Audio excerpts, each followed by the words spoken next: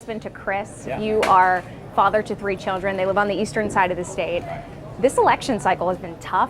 It's been ugly. How do you deal with that as a family? My older two are teenagers, 16 and 15, and they sort of grown up to some degree around this. And then I got a little 6-year-old, Yeah. and it just goes by. He's not Kind of really paying much unfazed. attention, right? The entire nation is watching this race because of the implications it could have in controlling the Senate moving forward. Polls right now are neck and neck. What is your strategy to win over voters, particularly women who your opponent appears to be pulling well with? Women, in my experience, are concerned about the same things that men are. They want a strong economy that's creating opportunities for them and their family members. The women I talk to are very concerned about security issues.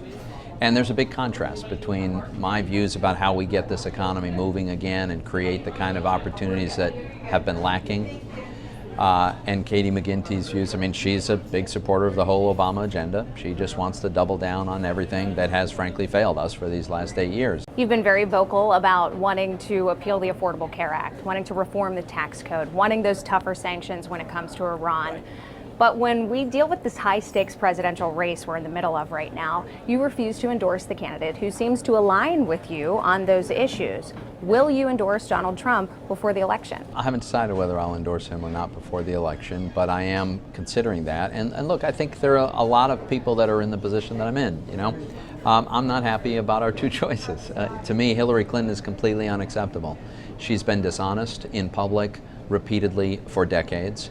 I think there are serious issues of corruption with the Clinton Foundation. Donald Trump, you're right to suggest that there are things that I think we could get done if he were president. But some of the things he has said and done are very disturbing to me, and they raise questions about his temperament. Your father was a union worker, Yeah. laid cable for an electric company. Yeah.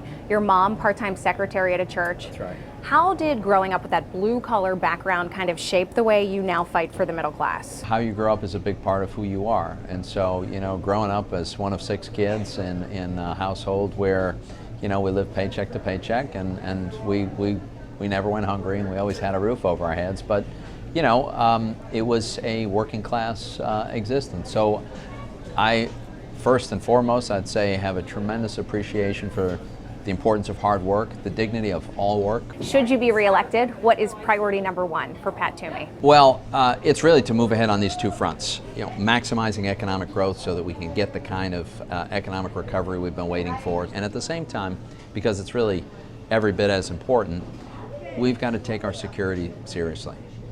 We haven't been taking it seriously enough, in my view. Should you be defeated in November, what's next for Pat Toomey? Is there a plan?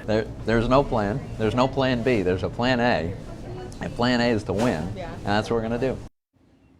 And you'll remember back in April, during the primary election, we sat down with Toomey's challenger, Katie McGinty. You can watch the entire interview right now over on the WTA mobile app or at WTA.com under the On TV section. Jackie Kane, Pittsburgh's Action News 4.